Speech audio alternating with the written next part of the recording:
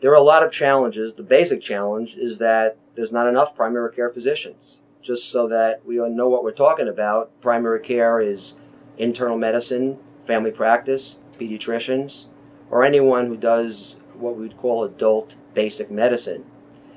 The reason that there's not enough physicians is that there's a disincentive in the present healthcare system for young doctors to go into the primary care specialty fields. The rate of retirement of primary care doctors is exceeding the rate of replacement.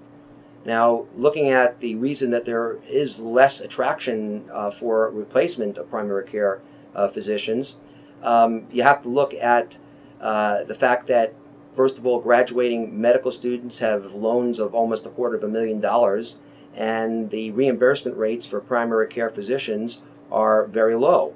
And therefore, there's no incentive for the newer doctors to go into primary care.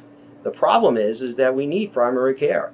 Every study seems to indicate that a system without a good foundation in primary care physicians does not deliver the kind of medicine that the population deserves. So we need the primary care physician, except that we just don't pay the primary care physician, and there's no incentive for them to get into it. Now, there is a lifestyle problem. The primary care physician is the one that gets out of bed at night, the one that's called on weekends, the one that's on call all the time. There is also a burnout factor.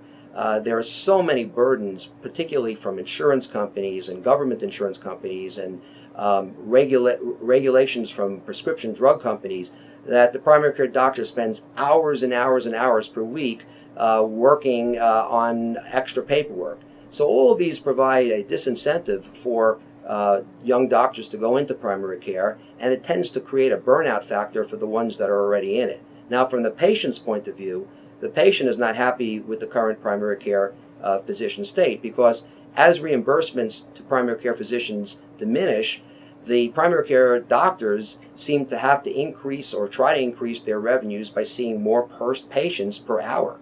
So therefore, the doctor is on a treadmill, always seems to be in a hurry, and patients seem to be told more and more that they have 5 minutes to lay out their problems, and if it can't be dealt with in 5 minutes, it has to wait to another visit.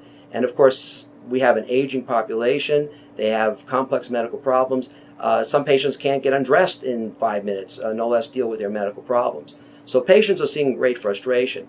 There's also an influx now of non-doctors practicing primary care, nurse practitioners, physician's assistants, etc. Now, these are valuable people in the healthcare system, but they're not doctors. And patients often are assigned to non-doctors, and again, it's a frustration.